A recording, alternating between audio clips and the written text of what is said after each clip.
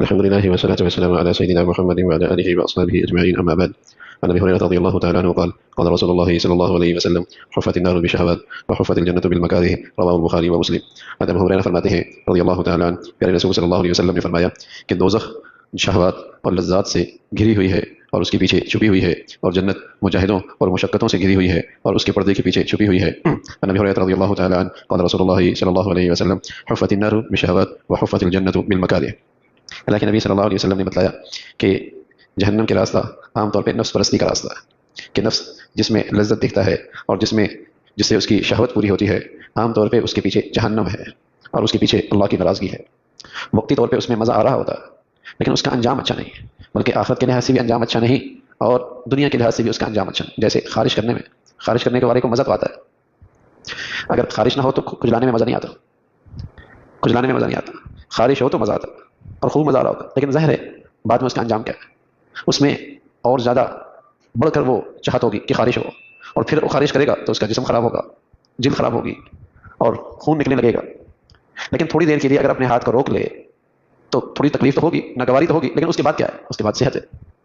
تو معاصی کے ساتھ وقتی طور پہ نفس کو مزہ تو آتا ہے، لذت تو آتی ہے، لیکن اس کا انجام اچھا نہیں، اس لیے کہ نفس کی بات مانتے چلے جائیں گے، اور کب تک مانتے چلے جائیں گے؟ وہ تو گڑے میں گرا دے گا۔ اللہ کے احکامات میں، اللہ کے فرما برداری میں کچھ ناگواری ہے۔ ایک آدمی فجر میں مسجد میں آتا ہے اور ایک آدمی بستر پہ پڑا رہتا ہے، تو بظاہر وہ لذت کی نیند لے رہا ہے، اور ظاہر ہے صبح سویرے اٹھنا اور اپنی نیند اور اپنے نرم بسترے سے اٹھنا اور پھر اللہ کے گھر آنا بظاہر نفس پہ ناگواری ہے، لیکن اس کے بعد جب وہ صبح اٹھتا ہے اور بے نمازی اٹھتا ہے تو اس کے دل میں ایک ویرانی ہوتی ہے، اور آدمی اپنے اندر ایک شرمندگی محسوس کرتا ہے، بشرطیے کہ اس کے اندر کوئی رمق موجود ہو، زندگی کی، روحانی زندگی کی شرمندگی محسوس ہے۔ اور فجر کے بعد کوئی آدمی فجر کے بعد سب سے پہلے اللہ کو راضی کرے اور اللہ کی فرما برداری کرے اور اس کے حکم کو اطاعت کرے تو اپنے روح میں ایک تازگی محسوس کرتا ہے۔ لیکن وقتی طور پہ نفس کا مزہ اللہ کی نافرمانی میں اور اللہ کی فرما برداری میں کچھ ناگواریاں ہیں، کچھ مشقتیں ہیں، حرام دیکھنے میں بہت نظر آ رہا ہے، اور حلال کرتے ہوئے بس اوقات آدمی محسوس کرتا ہے کہ اس سے تو یہ چیز ہاتھ سے نکل جائے گی، بظاہر اس میں تو کچھ کمی آ جائے گی، لیکن نفس اب حلال کی طرف جائے یا حرام کی طرف جائے آدمی، تو حرام میں مزہ تو ہے لیکن وقتی ہے، لذت تو ہے لیکن بہت معمولی ہے،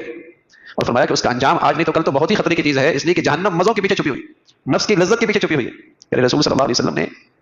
توجہ دلائی اور تنبیہ فرمائی اور خطرے سے آگاہ فرمایا کہ لذت کی زندگی کل تمہیں خطرات میں سے دوچار کرے گی، ہلاکت میں ڈالے گی۔ اللہ کی فرما برداری میں بظاہر تمہیں مجاہدہ لگ رہا ہے، کچھ ناگواری لگ رہی ہے، لیکن اس کا نتیجہ بہت شاندار، اس کا پھل بڑا میٹھا ہے، اس کا پھل بہت میٹھا ہے کہ آدمی ناگواری کر کے اللہ کی فرما برداری اختیار کرتا ہے، لیکن بعد میں جو اس کی روح کو مزہ آتا ہے، تازگی ہوتی ہے، اس وقتی لذت کی مقابلے میں بدرجہ بہتر ہے، اور انجام کے لحاظ سے پھر اس کے پیچھے جنت ہے۔ تو پیارے رسول صلی اللہ علیہ وسلم نے اپنی امت کو آگاہ فرمایا کہ لذت کی زندگی اور مزوں کی زندگی، اس کے پیچھے ہلاکت چھپی ہوئی ہے، اور ناگواریاں اللہ کی فرما برداری کی وجہ سے آ جائیں، اور اگر اللہ کے حکموں کی اطاعت میں کچھ مجاہدہ اور مشقت اٹھانی پڑے تو ہمت کر لو، حوصلے سے کام لو، اس لیے کہ اس کا پھل بہت میٹھا ہے، اس کا انجام بہت اچھا ہے۔ وقتی طور پہ ایک کچھ ناگواری نفس کو ہو رہی ہے، لیکن اس کا مزہ بہت۔ آدمی خارش نہیں کرتا، ظاہر ہے بیماری کے مقابلے میں صحت کا تو اپنا مزہ ہے، بیماری کے مقابلے میں صحت کا اپنا مزہ ہے، تو اس کی اپنی ایک لذت ہے۔ اور ویسے سچ یہ ہے کہ جس کو خارش ہو تو خارش کرنے میں مزہ بھی اسی کو آتا ہے،